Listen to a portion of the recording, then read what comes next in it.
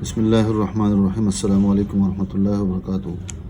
مسلم کیلیگرافک channel کی طرف سے آپ سب احباب کو خوش آمدید۔ اردو خط نستعلیق لاہوری طرز تختی نمبر 6 مرکبات کے ذیل میں آج ہماری 16 ویڈیو ہے جو طوا اور میم پر مشتمل ہے۔ طوا سے مراد طوا اور ظا ہے اور اس میں کوئی تبدیلی نہیں آتی ہے، اور اس طرح میم سے مراد ایک ہی لفظ ہے اور وہ میم ہے۔ طوا میں کوئی تبدیلی نہیں آتی ہے، اور اس طرح میم اگر آخر میں ہے تو اس میں بھی کوئی تبدیلی نہیں آتی ہے۔ البتہ اس کی جو تختی ہے مکمل طور پر اس کی جو بحث ہوگی انشاءاللہ اس پہ بحث کر لیتے ہیں، لیکن یہاں پر میم میں کوئی تبدیلی نہیں آتی ہے، بلکہ یہاں پر یہ کہنا مناسب ہوگا کہ اگر میم کو اگر کسی نے مفرد طور پر سیکھا ہے تو یہاں پر وہی مفرد میم ہے۔ تو اس کی جو لوکیشن ہے، اس کا جو الف ہے طوا کا، تو سب سے پہلے یعنی سطر اول سے تقریباً 2 قط یا کچھ کم قط اوپر شروع کر دیں گے، اور طوا کا جو اوپر والا حصہ ہے یہ سطر اول سے ہی تھوڑا سا اوپر اور بقیہ تھوڑا سا نیچے اس کو رکھیں گے، اور تقریباً 2 قط نیچے، پھر اس کے بعد میم شروع کر لیں گے، اور میم تقریباً سطر ثانی سے تقریباً 1 قط اوپر اس کا اختتام ہوگا، اور بقیہ حصہ جو ہے لام کی شکل کا جو ہے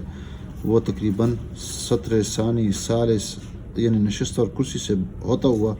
باہر نکل جائے گا۔ تقریباً یہ اگر اس کی ہم تعداد کر لیں گے تو تقریباً یہ 4 لکیروں سے بھی زیادہ اس کا احاطہ ہے۔ تو اس کی جو اندرونی شکل ہے یہ ہم کہا کرتے ہیں کہ یہ کھیرے کے تخم کی مانند ہے، اور اس کی جو پیمائش ہے اندرونی طور پر لمبائی کے اعتبار سے تو یہ 2.25 قط ہے، چوڑائی کے اعتبار سے پورا قط ہے۔ اسی طرح اس کا جو الف نما شکل ہے اوپر یہ تقریباً 3 قط ہے، اور اوپر حصہ جو ہے یہ برچہ نما شکل ہے، اور یہ دوسرے قط کے بعد فل موڑا جاتا ہے۔ البتہ یہاں پہ جب ہم 1 قط مکمل کر دیتے تو باہر والا یعنی اوپر والا نوک استعمال کرتے ہیں اور تھوڑا سا یہاں پر فل موڑ دیتے ہیں۔ پھر اس کے بعد جب اس کا اختتام ہوتا ہے تو طوا کو میم کے ساتھ جوڑنے کے لیے طوا میں تھوڑا سا اس کو خم دے دیتے ہیں، کیونکہ میم اپنے سے پہلے تھوڑا سا خم چاہتا ہے۔ اس کے بعد نقطہ بنا دیتے ہیں جس طرح مفرد میں ہم نے کہا تھا، اور پھر اسی نقطے پر ریورس اسی کے آخر کے نوک کے ساتھ اس کو لگا دیتے ہیں، اور پھر یہاں پر تھوڑا سا فاصلہ چھوڑتے ہیں، اور اس کو گولائی کی شکل میں پھر یہاں پر تقریباً 1.5 قط کے بعد یا پورا 2 قط کے بعد یہ موڑا جاتا ہے، یہاں پر 1.5 قط کے بعد، اور پھر اس کے بعد یہ سیدھا ہو جاتا ہے۔ تو اندرونی طور پر اگر باہر سے اندر سے پیمائش کر لے تو تقریباً یہ 5 قط ہے، اور یہ جو پٹی ہے یہ سیدھی ہے اور باہر سے تھوڑی سی یہ پٹی گول ہے۔ تو سب سے پہلے ہم یہ کرتے ہیں کہ اس کا جو الف نما حصہ ہے اس کو ہم اوپر شروع کر دیتے ہیں۔ آپ دیکھیں قلم کو میں نے تھوڑا سیدھا سادہ پکڑا ہے اور تقریباً 2 قط میں نے اوپر رکھا ہوا ہے۔ آپ دیکھیں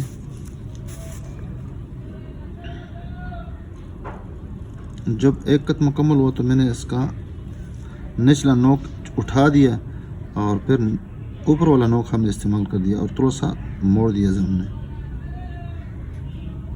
یہ معمولی سا مڑا ہوا ہے،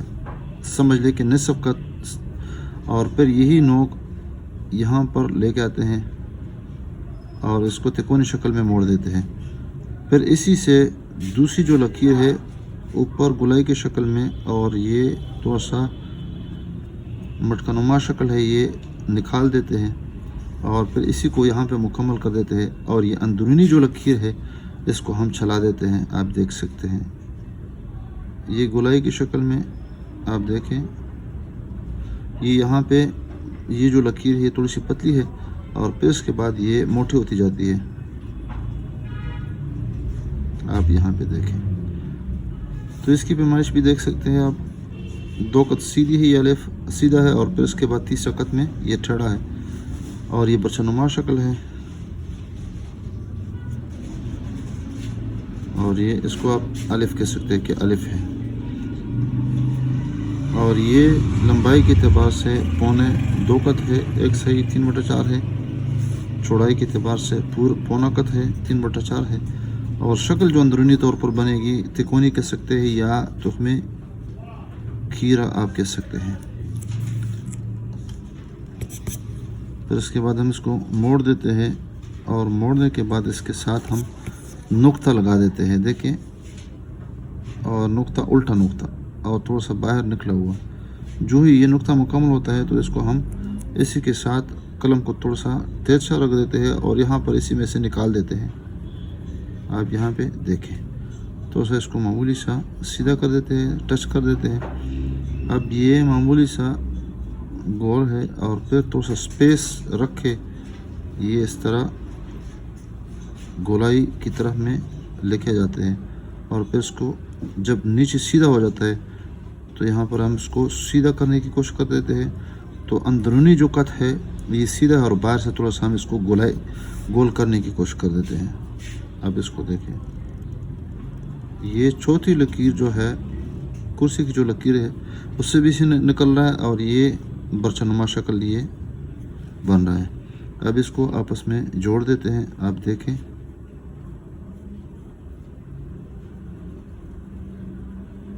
اور اس کے لیے ہم نے قاعدہ بنا دیا ہے۔ قاعدہ یہ ہے کہ اس کی شکل لام نما یا لام کی طرح یہ بن جائے۔ آپ دیکھیں یہاں پہ اگر اس کو الٹا کر دیا جائے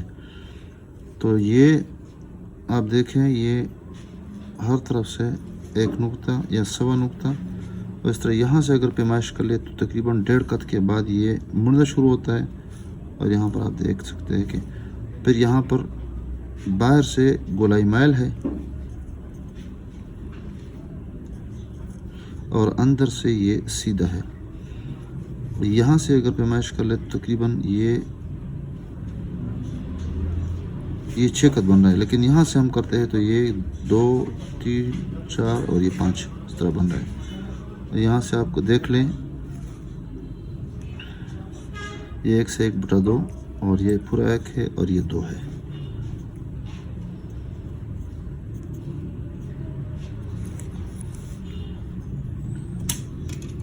کٹ پین کے ساتھ اگر اس کو بنانا چاہیں تو وہ بھی اسی طریقے پہ بنا دیں گے۔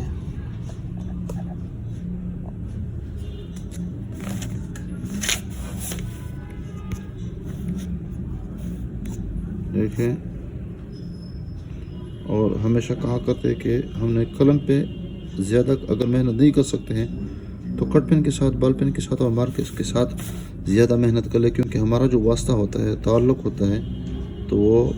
عام پین کے ساتھ، بال پین کے ساتھ اور مارکر کے ساتھ ہوتا ہے۔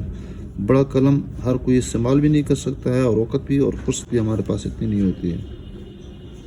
دیکھو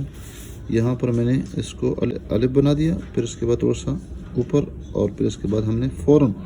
جو ہی الف کے قریب لاتے ہیں فوراً یہاں سے پھر میم شروع کر دیتے ہیں۔ مارکر کے ساتھ بھی اسی طریقے پہ بنا دیتے ہیں، تھوڑا سا لمبا پکڑ لیتے ہیں اور یہ چڑا کر دیتے ہیں، اور اسی کے ساتھ یہ گول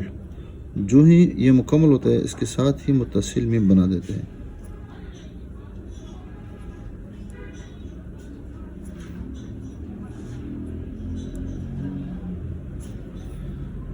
بال پین کے ساتھ بھی اسی طریقے پہ بنا دیتے ہیں، اور اس سے بھی زیادہ آسان ہے۔